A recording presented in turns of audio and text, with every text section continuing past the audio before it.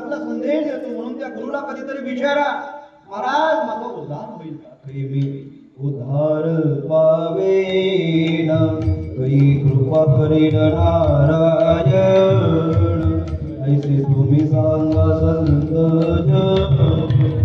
करा समाधान चित्त माझे, करी हे फळडाईल कर्म, करी हे फळडाईल कर्म. माझा उद्धार होईल कधी? संतांच्या जवळ जाऊन बसा, महाराजांच्या जवळ जाऊन बसा आणि महाराजांना काय विचार, महाराज लग्न नाही झालो 25 वर्षाचं वय झालं, होईल का? नाही, हे नाही विचारायचं. बायको भेटेल का? हे नाही विचारायचं.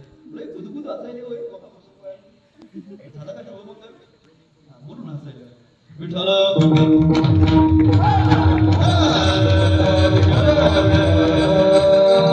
एखादा महाराज तुम्हाला भेटला, एखादा कीर्तनकार भेटला, एखादा महात्मा भेटला तर त्याला काय विचारायचं? माझ्या मुलीचं लग्न होईल का? बरोबर. माझं काम व्यवस्थित होईल का? माझा धंदा व्यवस्थित चालेल का? नाही विचारायचं.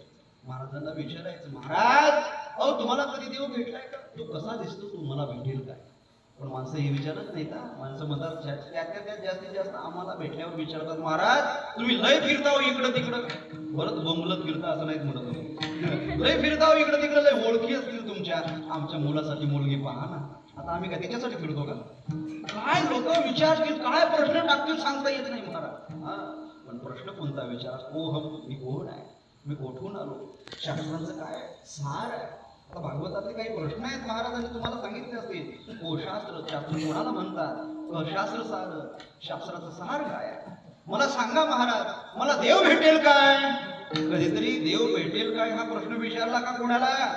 अरे हृदयावर हात ठेवा बसलेल्या मंडळींना प्रश्न विचारतो. प्रामाणिकपणानं प्रश्न विचारा प्रत्येकाला आतापर्यंतच्या आयुष्यात कधीतरी मला देव भेटला पाहिजे म्हणून आपण प्रश्न केलाय का? प्रत्येकाने प्रामाणिकपणानं सांगा, कधीतरी आपल्याला हा प्रश्न पडलाय का?